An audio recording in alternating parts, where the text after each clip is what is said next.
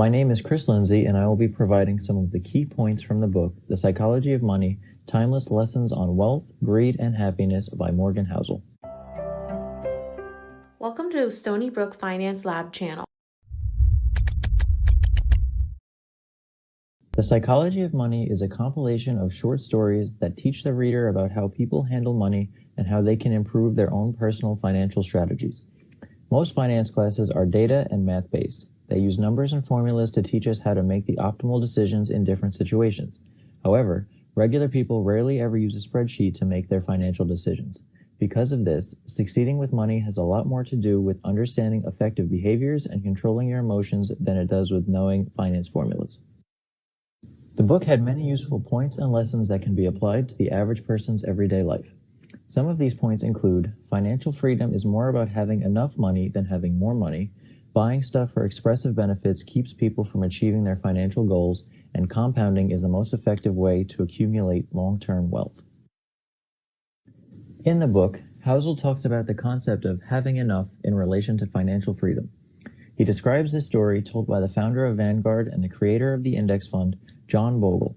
Someone went up to the author of the famous novel Catch-22, Joseph Heller, and informed him that a billionaire hedge fund manager had earned more trading in one day than his book had earned in its entire history. Heller surprisingly responded by saying, "Yes, but I have something that he will never have: enough." This story shows the true definition of financial freedom. As we learned in class, financial freedom is achieved when you don't have to work for money anymore.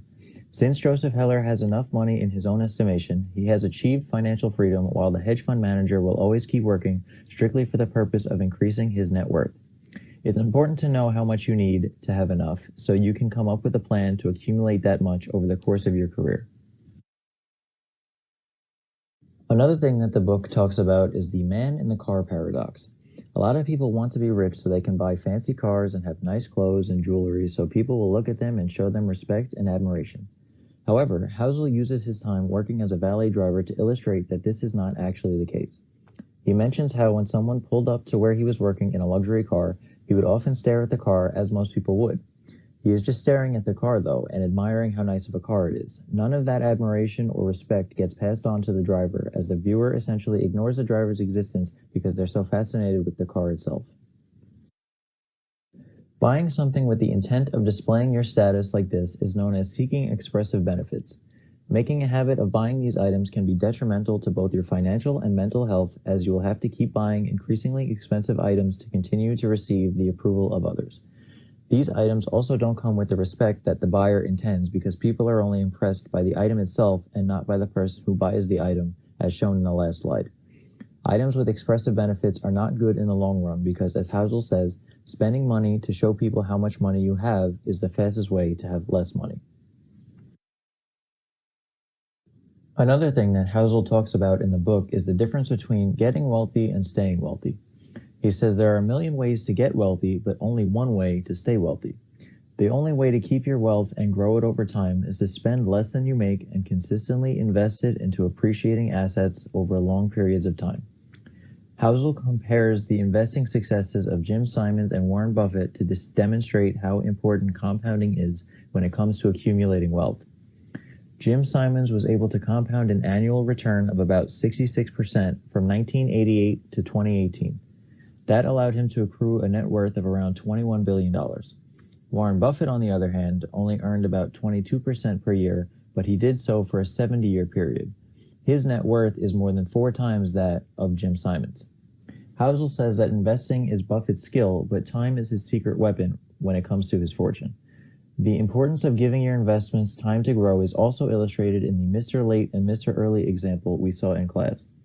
Even though Mr. Late saves and invests more than Mr. Early has a much bigger advantage because investments have more time to compound. This book is a great financial resource because it teaches a lot of great behaviors that lead to success with money. These lessons include the previously mentioned financial freedom, compounding returns, and not seeking the approval of others through expressive benefits, but it also mentions topics like handling things that you aren't prepared for in a budget and staying true to your own financial goals and not comparing yourself to others.